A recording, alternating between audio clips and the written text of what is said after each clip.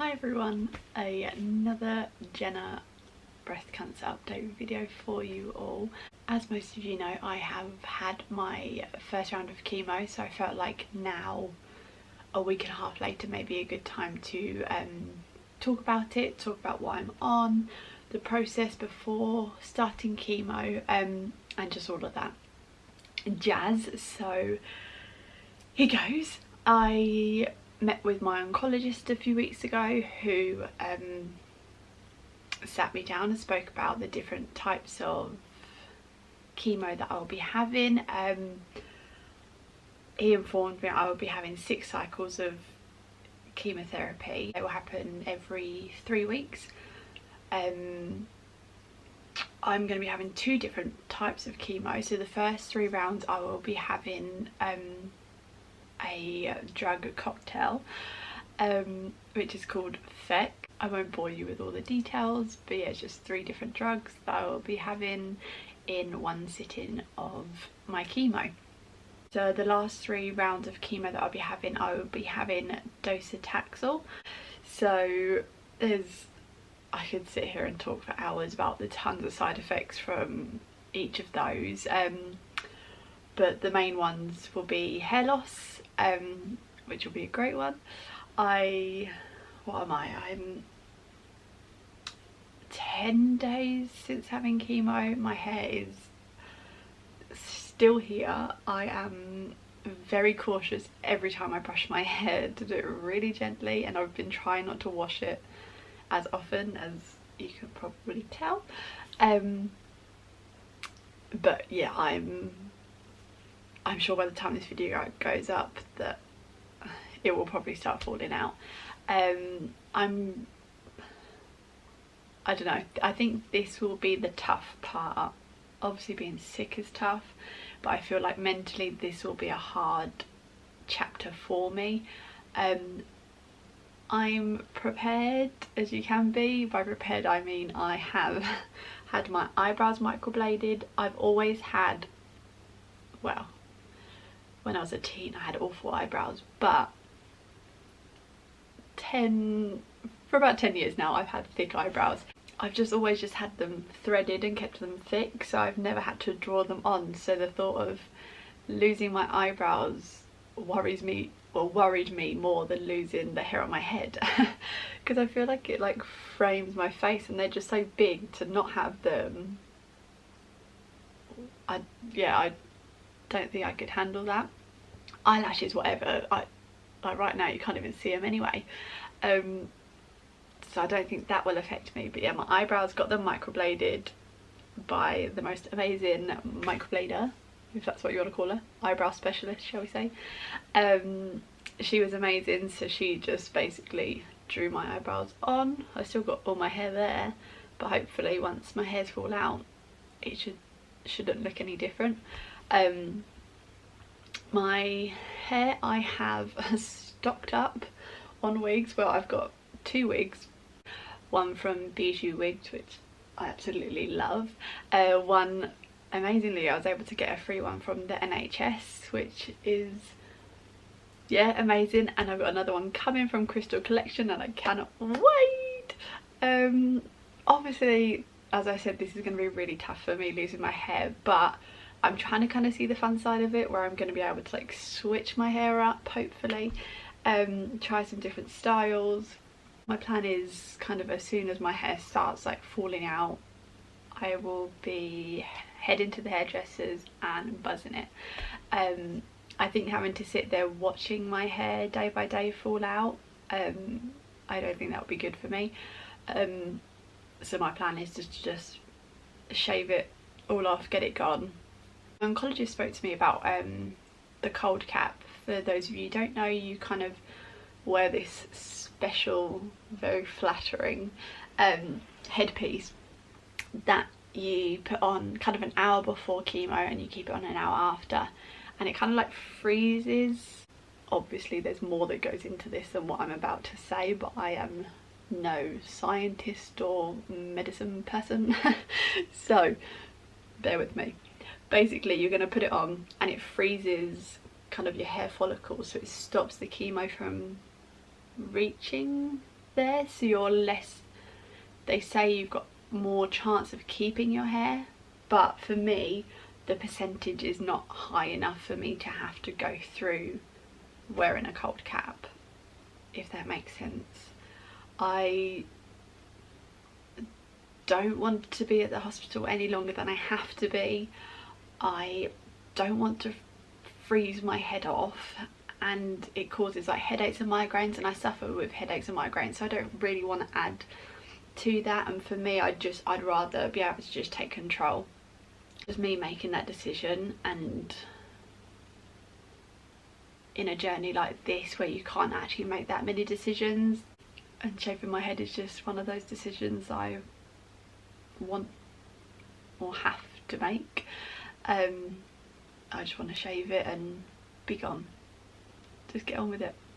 Another one of the side effects is my immune system is going to be shot, so I've just got to be so cautious about being around a lot of people, especially with COVID. It's even worse.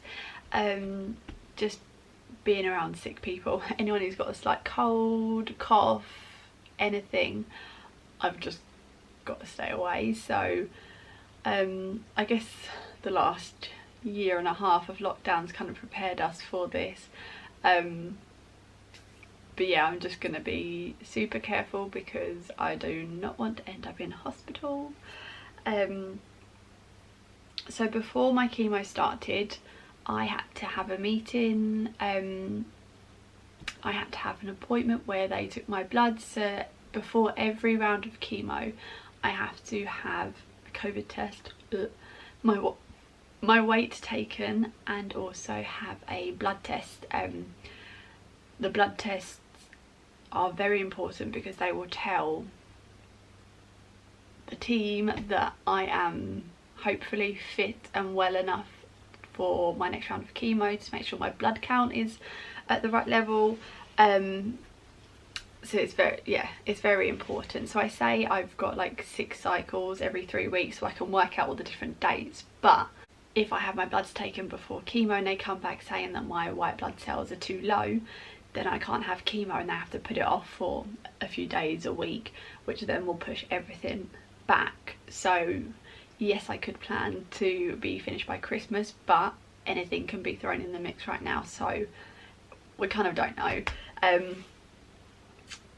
So yeah, I had that, and then it was kind of, okay, we'll see you on your PICC line fitting and chemo day. So that all happened on the 1st of September. Yay. Happy 1st of September for me.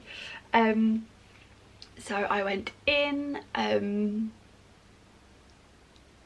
yeah, I had a little wobble like I did before I went into surgery. The thing that just sucks is being by yourself through all of this. Josh is able to come to every single blooming appointment, but the ones that are the most important and the most like emotional are the ones he cannot attend. So I had to say goodbye to him, had a little cry, and then I just walked through the doors. So I was taken in, so I had to have my PICC line fitted. Kind of got it hidden today. It's here. If you don't like needles, look away. Well, not needles. What am I saying? There's no needles here. If you don't like, if you're squeamish, there we go. So I have this rather fitting thing attached to me, which will be on me now until the end of chemo. So there's a line that goes in here, that goes straight into one of my veins, and then this little dude is where they connect my chemo drugs, so it can just go through. It is incredible. Like for bloods, they can take it through here. Just anything I can have through here now. I'm grateful for it because whenever I have cannulas fitted or bloods taken, my body just wants to pass out. So having this now stops that happening every time, so I'm grateful for it. So to have that fitted was kind of was an interesting procedure. I just had to lay on a bed with my arm out and I just looked away. I did not look, I didn't want to see anything. It hurt. There were a few bits where you're like, ooh, ouch. But it probably lasted half an hour maybe. So yeah, all I know is I was reading some of my notes, so the line, so I've got the bit on the outside and then inside it goes on for like, it says 43 centimetres. So I don't even know where that goes to. I'm pointing, I don't have a clue. So I've got something inside that's 43 centimetres, but yeah, the nurses were lovely as always. So they injected me to numb my arm, and then she just started the procedure, and yeah, it went smoothly, fine. They kind of stick this machine on your chest to check your heart. I'm not entirely sure what else, but yeah, it was fine. I didn't look at it, I didn't want to see it. I kind of was like, yeah, thanks, cool, just hurry up and finish. And then as soon as they finished that, they sent me to my chemo bay and chair, and I got ready for my first round of chemo. I had a lovely gentleman called Thomas. He was my guy. Yeah, I don't think there's not that much to say. I was kind of nervous. It's a weird situation. Like, I'm in hospital, sitting there, letting someone put something so toxic inside of me. Like, yeah, that explains everything. Like, it's just such a weird situation because I shouldn't be letting that kind of thing inside of my body, but I'm hoping that it's going in and trying to do some good. It's just so strange. But the chemo went so quick. Honestly, I didn't actually have time to get anything out of my bag. All they did was connect some syringes up to this machine, which over time just slowly pushes the medicine into the tubes and into my body. One of them is bright red, so for the next 48 hours I had bright red wee, which was lovely. I'm sure you would love to know that. Over the next 7 days I am very toxic. Cue Britney Spears. Josh played that many a times whilst I was walking around the house. I just had to be really careful. So during the queue I didn't feel anything. I didn't feel the medicine going inside of me. I didn't have any reactions. Yeah, it was just quite a chilled time, can we say. So once they finished all my chemo, they then gave me my medicines I needed to take away. I had a big bag of mouthwash. I had an injection which I have to do once every cycle, that boost my white blood cells. I'm sure you've all seen the video of Josh doing that. I then have steroids that I'm on, anti-sickness tablets, and another one I cannot think what that is. I had a ton of medicines to go away. I met Josh. I was so happy to see Josh. We then drove home and I went straight to bed. I was exhausted. I then woke up, and I'll show you all the gory details, but then I ended up on the floor of the bathroom on a wet mat and I just couldn't move. I was sick. Just everything just happened. So then I crawled back to my bed and stayed there for the next few days. My energy levels were shot. I pretty much stayed in bed for at least the first 5 days. I couldn't concentrate properly, just everything. I remember turning The Blind Side on Netflix. I pressed play and I turned over and just listened. I couldn't watch it. And then I just fell straight asleep, so there wasn't much point in that being on. But yeah, I am so blessed to have my mum who's been staying with us. So Josh is still able to work and look after me, and she can look after the children. She's been an absolute blessing, and you all know my mum, she's incredible, and we are so grateful for her and for her sacrifice for coming to be with us. We just sent her home the other day because I am feeling well, so we're like, quick, you go home and rest and enjoy not having our children climbing over you. But yeah, I'm just so grateful she was here for that first week where I was able to properly rest and get my energy back up and just feeling a lot better. I had Friday evening, so I had the chemo on the Wednesday. The Friday evening I had a temperature and I kept tracking it, and it was just getting higher and higher, and they say as soon as it's over well, they kind of say 37.5, but definitely like 38 degrees you need to get to hospital, or you have this special number. So I have, you can't see this little red card, there's a number on it which I have to call and explain like my symptoms or what's wrong, and they sent me straight to the hospital. So I went to hospital, I got seen straight away. They gave me antibiotics and I stayed in overnight, and I just had the antibiotics and my temperature came down and I was fine. They were worried that my white blood cells were really high.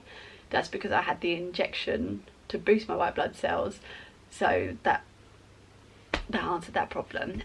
My battery just died on my camera and I want to go to sleep, so I do not want to charge it and then have to record this last bit, so we are now switching to the iPhone. So what was I saying? Hospital. Yeah, so they sent me for a scan, did blood tests, and they were like, you're fine, you can go home. If your temperature is staying this high, then just come back in and we'll sort it out, but for now you're good. So I was so grateful, because the whole time I'm thinking, please don't keep me in, because I have Alana starting school on Monday and I will be taking her to school with a drip attached to me or whatever, or a sick bag. I am taking our daughter to school, and I was so blessed that I was well enough to get dressed, brush my teeth and walk. Well, I say walk, our school's not that far away, it's about 5-10 minute walk, but there's no way I was walking that, so we drove part of the way, parked on the closest road we could get to the school, and then we walked her to school. But I'm so grateful that I was able to do that. Took her to school, drove back, I got straight into bed, had a sleep, and she was only in for 2.5 hours, so I had the sleep, woke up, got redressed, went and picked her up. But I'm just so grateful that I was able to feel well enough to do that. But yeah, since then I've kind of slowly felt better and better. I think Wednesday was probably like the turning point for me.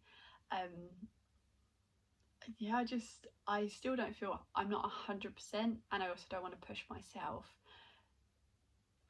because that would just end up me back in bed again. But I still just want to enjoy the days where I'm feeling kind of normal. So today we went to a park and just had a fun day. It was lovely, and like even just having like this covered, I kind of forgot about what was going on in our life, so that was lovely. The only kind of things now I have in between chemo, every week I have to get this flushed just to make sure there's no blockages, no blood clots happening. So just clean it, change it, take blood from it, and then flush it with saline, is it? Just to make sure everything's working well. But I'm off all my medicines right now. All I have is the mouthwash that numbs my mouth completely. It is weird. I feel like I have Botox. No, not Botox. Lip fillers. I feel like I have those in my lips when I have my mouthwash. But yeah, I feel like that's all. I don't feel like there's much to say, but it's probably going to be like a 20-minute video right now. But yeah, I feel good. First chemo down, 5 more to go. We can do this. Once again, thank you all for your support. If you have any questions regarding like my cancer or anything, I'm honestly more than happy to talk about it. A lot of people are like, I'm sorry to ask this question. I'm happy to talk about it. I would rather you ask me and know about it than just not know about it at all. Or if I've touched on anything and you just want more info, just let me know, because I'm happy to talk about this. I'm trying to bring more awareness regarding breast cancer, especially at such a young age. Yeah, so yeah, I think my next video may be the scary one, and that's also why I wanted to do this video, because I wanted to do it whilst I still had my hair. But yeah, so I'll see you on the next video. Thank you again all for your support. It means so much to our family. We're so grateful for everyone. You're the best. So I finished filming and then realised that I actually hadn't thanked my husband, and I don't want him to kill me. Obviously I went into how grateful I am for my mum. I'm also very grateful for my husband, who was there at my lowest point on Wednesday evening. He's been absolutely amazing and taken on the role of mum, dad, cook, clean. Well, actually my mum's taken the clean part and most of the cooking part. But yeah, I'm so grateful to have Josh as my sidekick during this journey. You are the best, Josh.